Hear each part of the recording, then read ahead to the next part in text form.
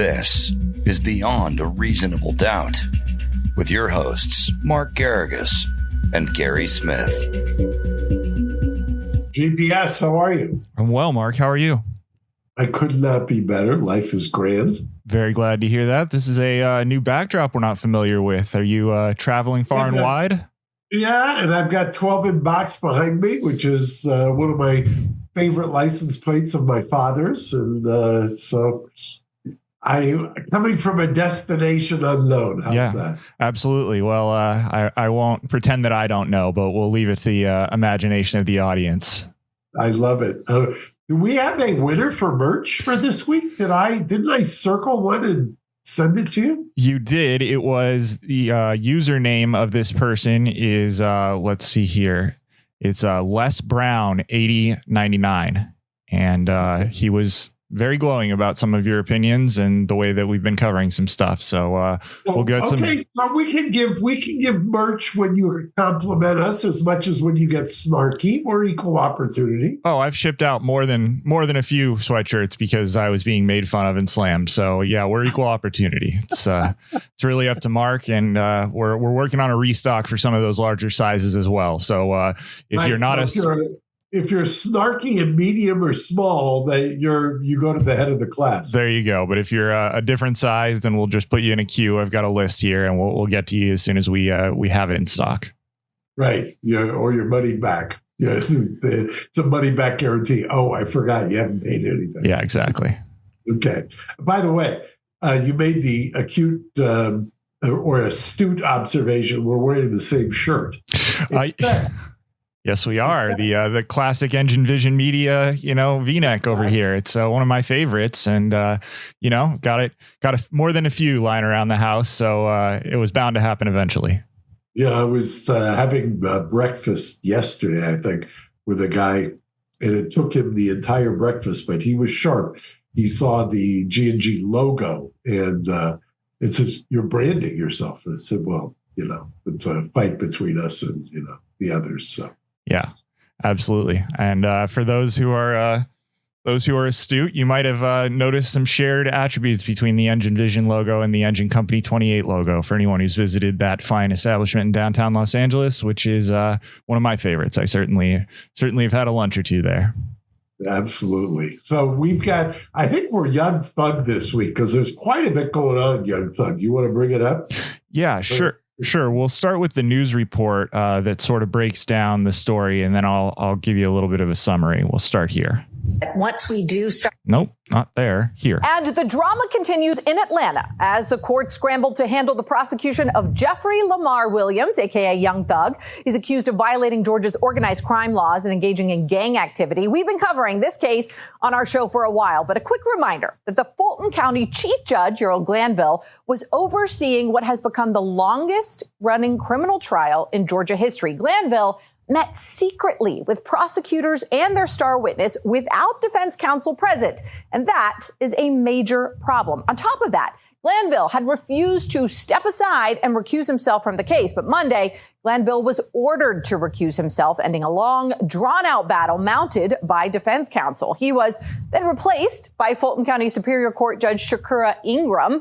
But by midweek, Ingram recused herself from the case as well. She says her courtroom deputy had a romantic relationship with one of Young Thug's co-defendants in the case. Yeah, let's hold on right there. So get this, Glanville, who's meeting secretly with the prosecution and a recalcitrant witness who did not want to testify, and then gets mad at Brian Steele for bringing it up and then finds him in contempt. The Georgia Supreme Court stays that contempt order. Kudos to Ashley Merchant for going in there and reading him the riot act and then getting the stay on the contempt. And then he gets recused for the appearance of impropriety. They bring in the next judge, who it turns out her courtroom deputy Eppinger. Deputy Eppinger is his name. So the next judge was randomly assigned, and she had to very quickly then step down and recuse herself because the courtroom deputy that was assigned to her courtroom is now a potential witness in the case because he was discovered smuggling in contraband to one of Young Thug's co-defendants. you can't get any better than this. Then we're on Judge 3. Do we have a snippet? Isn't Judge 3 the one who was fixated on the clothing? Yeah, she is. And we'll play that clip as soon as I can pull it up here. But her name is Judge Paige Reese Whitaker, and she seems to be a no-nonsense Southern gal. And here's her talking about the clothing.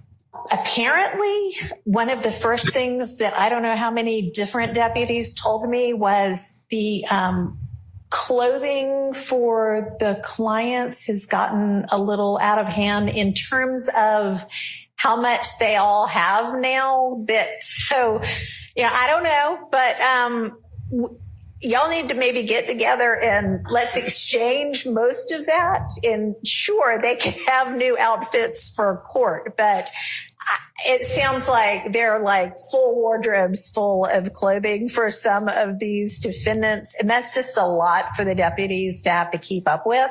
So how about if y'all check in and maybe through Miss Rosser, y'all all know Miss Rosser, I think. She's not even here today. Yes, she is over there. Miss Rosser, my fabulous litigation manager. And let's make sure that it gets whittled down to a manageable amount of clothing, like there are only going to be 5 days in each week. So even if they had a different outfit every day, that would only be 5 outfits. Okay. We shouldn't have 20 different outfits for anybody. So y'all need to clear out apparently the closets. Now, I certainly get where she's coming from, but in defense of some of these defendants, this has been going on for almost 2 years now, and there's no end in sight. So it's like, these guys have some cash, they have an image they want to project, they want to look good, So it's I can understand why it's built up over time, but she's not having it. She's 5 outfits, 5 days. It'll be interesting to see how she does on the presiding over this case. I'm very anxious. I think there was one other clip that was kind of interesting to me as well. Yeah. Well, I got 4 of them. So which one do you have in mind? So next up. I mean, this case never has a dull moment, I think. So we'll just go to Judge Whitaker, that same judge that you saw. She's heard some shenanigans afoot about timeliness in this trial, and she's not having any of it. Once we do start back with the jury, I'm thinking 8:45 to 6. And when I say 8:45, I mean 8:45. I intend to take the bench at 8:45. I expect I know that the parties, the defendants will be here because the sheriff's office will have them here. I want all the attorneys to be here as well. And if you have 5 attorneys on your side, as long as one of them's here, we're going forward. Okay. So I don't want to be waiting around till 9:30 to get started. So kind of an interesting, you're entitled, by the way, to your own lawyer. And for her to say, I'm going to we're going to get started if my own lawyer isn't there. The definition of a conflict of interest is the fact that you've got 5 defendants, 5 lawyers. I don't know that I would be hanging my hat on that. Obviously, if the lawyer agrees with the client's acquiescence that another lawyer can stand in for him, and then it's fine. But if the lawyer has not agreed and the client has not agreed, she's not going to be able to enforce that rule. She can go by way of a contempt, but I get it. A lot of these judges like to keep the trains running on time. Right. Totally understandable. I wanted to ask you about a motion that I read about. We don't have this as a clip because it was not, I don't think, necessarily on camera, but there was a motion raised by Brian Steele that basically everything that has happened since the motion for the recusal of the first judge from then to now should all be erased, because once a motion is raised, even if it's denied, when it is eventually, accepted and acted upon, then everything that has been done since the initial motion is all, no longer something that should be subject to the record and to the defendant. Is that something that you think he could find success with? I do. In fact, I don't know if he wants it, but arguably he could have moved for a mistrial as well. Well, he has moved for that as well. And I think that this is a sort of a subsequent motion. You know, if you are going to deny my mistrial, then at the very least, we should rewind the clock back to June when my co-defendant or my co-counsel requested the recusal of the judge, because now that has come to pass, everything since that first motion is all trash. That should no longer be a part of this trial. Yeah, but you should strike it. The problem is that most judges will not do that, because how are you going to unring that bell with the jury? And it provides or it presents a formidable problem. But I think it's a compelling argument once he's been recused for a mistrial to have been granted. Sure seems reasonable to me. If the motion is made and, you know, subsequently acted upon 6 weeks later, well, then the product of those 6 weeks probably shouldn't have gone forward in the first place, because it was right. You know, the counterweight to that is that most judges are not going to want to be the one to declare a mistrial with these kinds of resources that have been expended. At the same time, you're talking about people whose liberty and a substantial period of liberty is at stake. So that's worrisome as well. Here's another clip that we have from this judge, Paige Reese Whitaker. The little bit I have seen about this case, it definitely has appeared that there have been times that tempers have flared a whole lot, and that people have been maybe less than professional.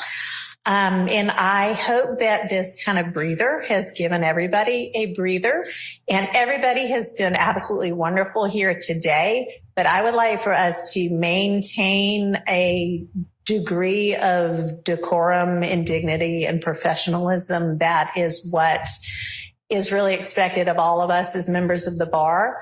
I don't want to have to say anything beyond that. Okay. But if it gets to a point where I think that is not being carried out appropriately, we're going to all have to talk. Okay. All right. So nothing. It's aspirational. Yeah. It's aspirational. So I'll leave it at that. It's a fun trial. You know, if I'm not mistaken, Megan, the reporter who we've had on Reasonable Doubt, you know, erstwhile of LA Mag, has been down there the entire time, tweeting from there, hasn't she? I am not sure if she's physically been down there, but she's certainly been covering it exceptionally closely. She's one of the very best people to follow on X or Twitter, whatever we're calling it these days, if you want to stay up to date. Yeah, I saw something where now there's a vote. Do we want to return? How did the vote go? I did not see the vote. I'll try to pull it up here as I speak to you, but I'm not exactly sure. Got it. Well, next week we're going to have some fun stuff, and Gary, I appreciate you making time for this week, because it was extraordinarily difficult to coordinate my schedule. I appreciate you, and we'll have, like I say, we've got a fun treat coming up for next week. I'll leave it at that. Absolutely. I look forward to it, Mark. Enjoy your travels, and hope to see you back in the Engine Company building sometime very soon. You got it. Thanks, Gary. All right. Thanks, Mark. Bye-bye. Thanks for listening to Reasonable Doubt. Subscribe on YouTube at youtube.com/Reasonable Doubt Podcast.